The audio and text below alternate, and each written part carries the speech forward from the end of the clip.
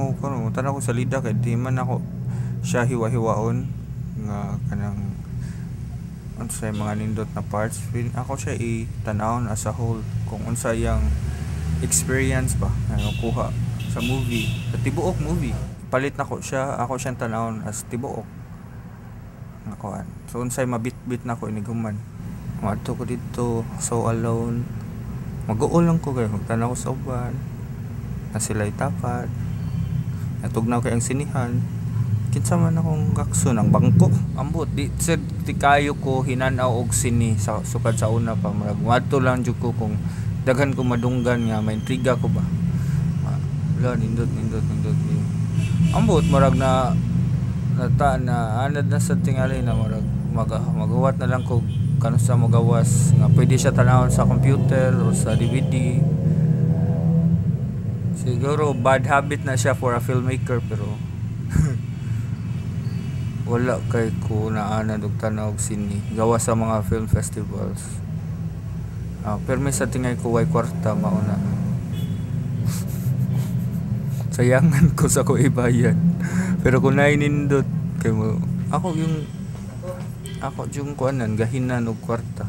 Nalipay ba ako kay karon sa panahon karon nga sayo na lang kay maghimo og film ng mga salida.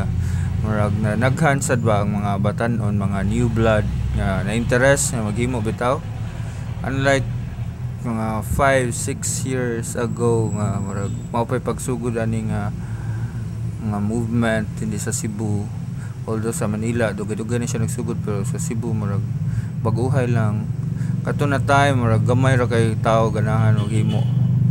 No, kay murag siguro kulang pa kayo sa kuan knowledge kung saon or hadlok pa ana ang unsay lang kinalabasan ba.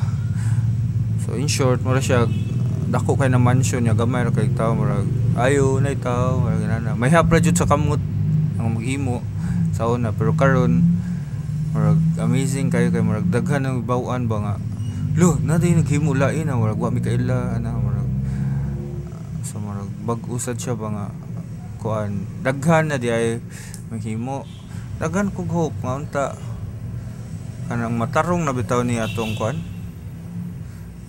akong hope in the future nga ang mga filmmaker dinhi sa Cebu kanang sustain na gyud sila ani nga industry nga mahimo gyud siyang industry ba dili lang siya scene lang I hope sad nako nga mga artist dili na magutom ana